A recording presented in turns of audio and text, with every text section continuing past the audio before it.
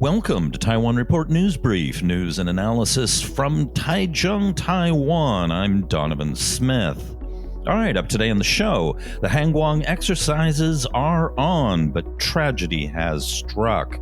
China is to impose sanctions on Lockheed Martin over a Taiwan arms sale, measuring the hate in the Kaohsiung byelection. The DPP seizes back the podium after a melee, and the new representative to the U.S. vows to build trust. But up first, lots of headlines. Taiwan is still full of reminders of the authoritarian era after Chiang Kai-shek and his son Jiang Jingguo, with a total of 1,814 sites, monuments, and office spaces named in memory of them, an average of one for every 20 square kilometers in the nation, a Transitional Justice Commission report said, excluding the 227 statues of Chiang Kai-shek and two of Jiang Jingguo at the Tsihu Memorial Sculpture Park in Taoyuan. There are 848 statues of Chiang Kai-shek in Taiwan, of which 511 belong to local governments and 337 belong to the central government, the report said. Death row inmates will soon be required to wear a hood when they are being executed to make the job of the executioner less traumatic, according to new rules announced by the Ministry of Justice that took effect Wednesday. Presumably, that makes the experience more traumatic and claustrophobic for the victim, however. Taiwan is the second safest country in the world after Qatar, according to visitors to an online database who voted on 133 countries and territories globally. In the Crime Index by Country 2020 mid-year survey, Taiwan scored 84.74 out of 100 for safety, the online database Numbeo showed. But apparently not everyone feels Taiwan is so safe. The police chiefs of Kaohsiung and Tainan are to be replaced to take responsibility for a recent spate of shootings and murders in their jurisdictions. Premier Su Tseng-chang's face on Saturday appeared much whiter than usual and drew people's attention with his uncanny white face. There were no dots on his cheeks, he wasn't wearing a traditional cap, and he did not stick his arms out in front of him and hop, however. Lawmaker Su Qiaohui, who is the premier's daughter, said that her younger sister buys their parents' skin products, and Su Tseng-chang grabbed the color-correcting cream when leaving home on Saturday, mistaking it for sunscreen lotion. The lobby of Taipei Main Station has a new look with smiling, laughing, and blinking emoji floor stickers and the word smile written in a dozen languages, including Chinese, English, Japanese, Korean, Indonesian, Tagalog, Vietnamese, and indigenous dialects. Taiwan Railways decided to use smiley floor stickers to create a friendly environment. Seismologists in Taiwan have found a volcanic conduit under Yangmingshan National Park, which they said could become a vent if any of the volcanoes in the north of the country erupted.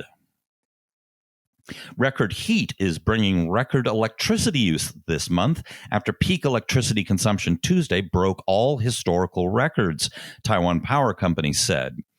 Taichung Power Plant's number 2 coal-fired generator was yesterday running at full capacity, the company said. We could not have done without it.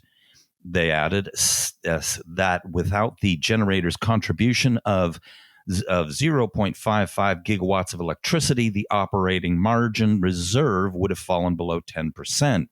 The Taichung city government had tried to stop Taipower from reactivating the number 2 generator. Banks have approved $1.25 trillion with a T in loans for 176,663 companies and individuals affected by the COVID-19 pandemic as of Wednesday last week, Financial Supervisory Commission data showed. The amount of loans is expected to continue rising later this month as the government's relief programs have been extended to September, a commission official said. The National Development Council yesterday unveiled a 4-year economic development plan with an aim to pursue GDP growth of 2.6 to 3.4%, backed by 5G wireless communication, artificial intelligence, and technology supply chain realignment. The council mapped out economic goals that also seek to bring the jobless rate down to 3.5 to 3.8%, with increases of 1 to 1.5% in consumer prices.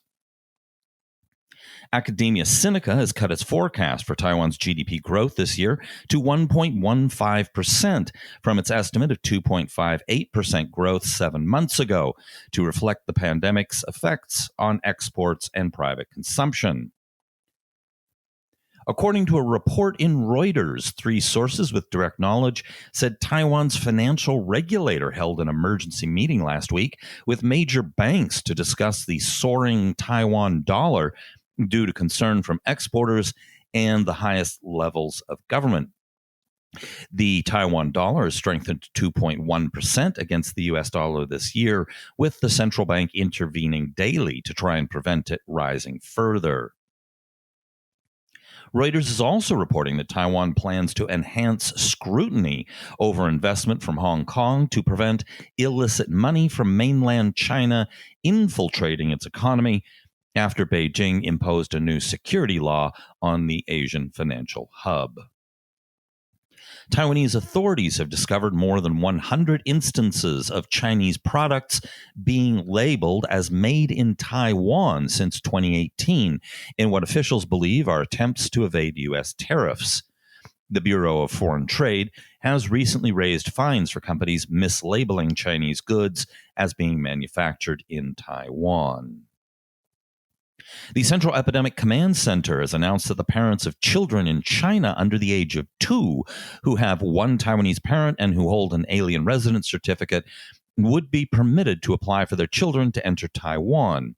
More than 2,000 Chinese minor children of Taiwanese Chinese couples are stranded in China due to tightened border controls, and more than 100 children under the age of 2 would be eligible to return to Taiwan. No explanation of why age 2 was the cutoff, but they said the policy might be gradually expanded to include more children. Japan has begun allowing business travelers from a select few countries to enter, and Taiwan is on the top of the next list, according to Japan's Prime Minister Shinzo Abe. Taiwan's annual Han Kuang military exercises began Monday and are featuring the debut of Taiwan's combined arms battalions. The Han Kuang exercises, aimed at honing the capabilities of Taiwan's military and repelling a potential invasion from China, will last for 5 days, as opposed to an invasion from somewhere else, I suppose, consisting of live fire drills and computer-assisted tabletop training. The exercises kicked off with a simulated attack by China. They are also testing the combat readiness of Taiwan's military and reserve forces together. Unfortunately, the exercises have already seen one tragedy. 2 soldiers died when a military OH-58D helicopter crashed at an airbase in Hsinchu on Thursday, according to the Army. In other military news, the military balance in the Taiwan Strait is tilting in China's favor, and the gap is widening as the Chinese military modernizes its arsenal, according to an annual defense white paper released by Japan's defense ministry. Now, a striking figure has been making the rounds, which is that Taiwan's military spending compared with fiscal 1995 and adjusted for inflation based on the Consumer Price Index has only increased by 4%. That's a shockingly tiny increase considering how much the economy has grown in the last 25 years. Under President Ma Ying-jeou, military spending withered to below 2% of GDP. This year, under President Tsai, it has risen to about 2.3%. That is, however, a far cry from the 3% she campaigned on in 2016. China said it would impose sanctions on Lockheed Martin in response to U.S. approval of a possible deal for Taiwan to buy parts to refurbish defensive missiles built by the company. Foreign Ministry spokesman Zhao Lijian made the announcement at a briefing in Beijing on Tuesday, adding that the U.S. should cut military ties with Taiwan, quote, so that it doesn't do further harm to bilateral relations and damage peace and stability in the Taiwan Strait. China firmly opposes U.S. arms sales to Taiwan, Zhao said, adding, China decides to take measures to protect national interests. We will impose sanctions on the main contractor of this arms sale, Lockheed Martin.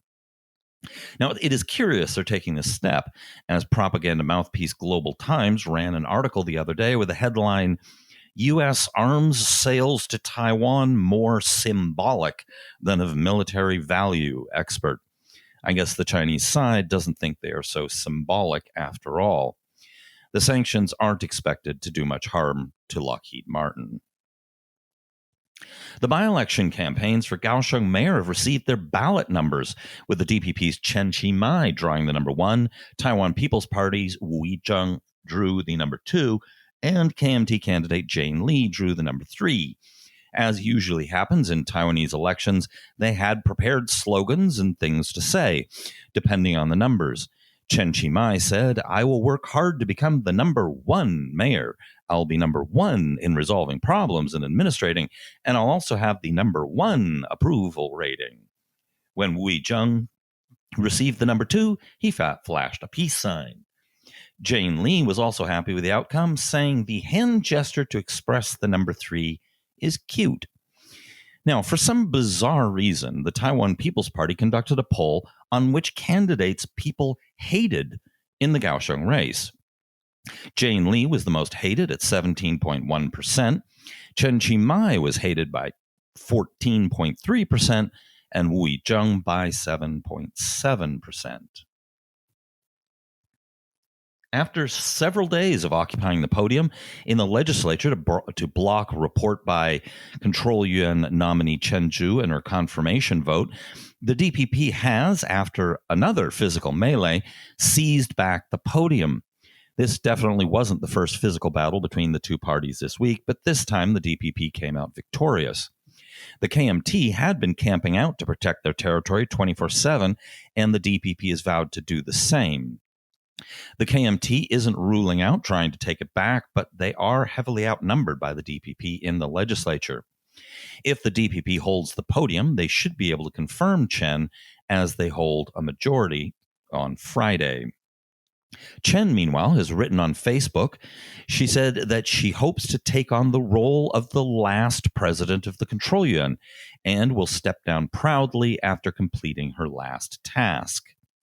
So it looks like the Control Yuan will probably be abolished. This brings up the question, why is the KMT so adamant on blocking this confirmation, which is constitutionally required?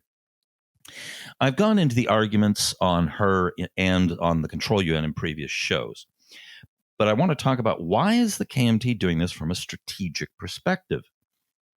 Aside from rallying the base, frankly, this doesn't make much sense. Perhaps they think that their point that Chen is too partisan a pick for a watchdog position, which I agree they're right about, will win them points with the general public.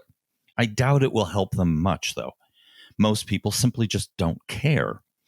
Perhaps the KMT are simply paranoid, fearing Chen will unleash a reign of terror on KMT-run local governments in revenge for the KMT one-party era state imprisoning her during martial law. That seems unlikely to happen, though. Chen, while a partisan, hasn't displayed a strong bent for revenge in the past.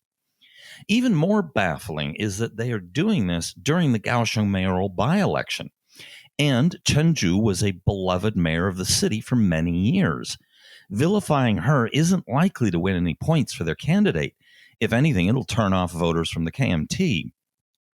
Now, one detail I heard but haven't confirmed is that during the first occupation weeks ago, KMT Chair Johnny Chiang was in Taichung at the time and was caught off guard and then hurried back up to join them. So if so, it suggests that hardliners in the KMT caucus were acting on their own without the input of their chairman and fellow lawmaker. Chiang, of course, did join in and very publicly supported it, but I'm curious as to what he really thinks.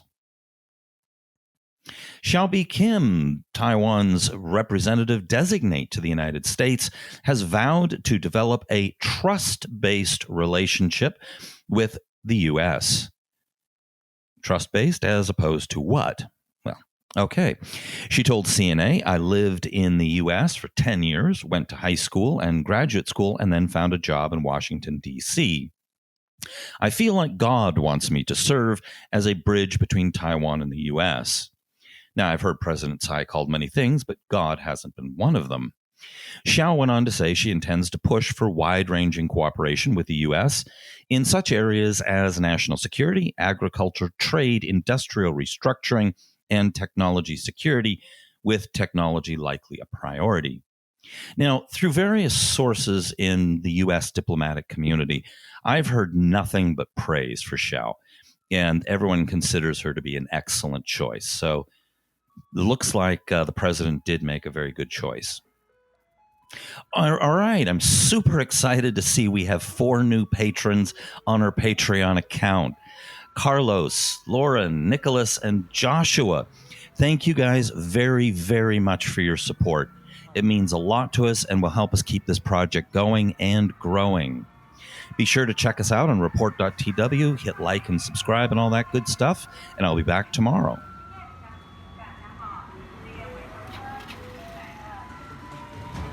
This has been brought to you by the Taiwan Report.